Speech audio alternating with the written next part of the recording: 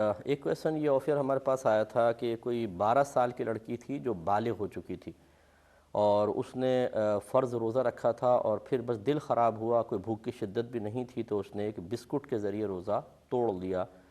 بعد میں اس کو بڑے ہونے کے بعد اور بڑی ہوئی تو پتہ چلا کہ یہ غلط ہوا ہے، اور پہلے اس کو اس کا علم نہیں تھا، تو کیا حکم شرع ہوگا؟ دیکھیں، اچھی طرح یاد رکھیں کہ جب کوئی انسان بالغ ہو جاتا ہے اور صاحب عقل بھی ہو، یعنی پاگل یا مجنون نہ ہو، تو اس کو شرعی لحاظ سے مکلف کہا جاتا ہے، یعنی پھر تمام تر شرعی احکام اس کی طرف متوجہ ہو جاتے ہیں۔ نماز کی فرضیت کا حکم اس کے لیے ہوتا ہے کہ نماز ادا کرو، روزے اگر آگے رمضان آ گئے تو روزے رکھنا اس پہ فرض ہے، اور جیسے جیسے کوئی چیز اس پہ فرض اور واجب ہوتی ہے، اس کا اتنا علم سیکھنا بھی اس پہ فرض اور واجب ہوتا چلا جاتا ہے کہ جس علم کی برکت سے وہ اس عبادت کو مکمل طور پہ شرعی تقاضے کے مطابق تمام تر اغلاط سے پاک و صاف رکھ کر ادا کر سکے۔ تو لہٰذا معلوم یہ ہوا کہ جو چیزیں ہم پر فرض یا واجب ہوتی ہیں ان کا علم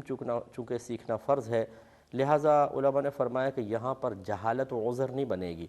یعنی اگر کسی شخص کو معلوم نہیں تھا کہ مجھے اس فرض کو کیسے ادا کرنا چاہیے، کون کون سی غلطیاں ہیں، اور اس نے کیں، اور پھر وہ اللہ کی بارگاہ میں پہنچے گا، تو یہ عذر پیش نہیں کر سکتا کہ اللہ تعالیٰ مجھے معلوم نہیں تھا، اس لیے کہ فَاسْأَلُوا أَهْلَ الذِّكْرِ إِن كُنتُمْ لَا تَعْلَمُونَ، اگر تم نہیں جانتے تو اہل علم سے سوال کرو،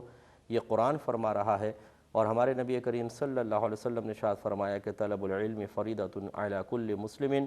علم کا حاصل کرنا ہر عاقل بالغ مسلمان مرد و عورت پر فرض ہے، لازم ہے، تو اس لیے یہ سیکھنا چاہیے تھا۔ اس میں کوئی عذر نہیں سنا جائے گا،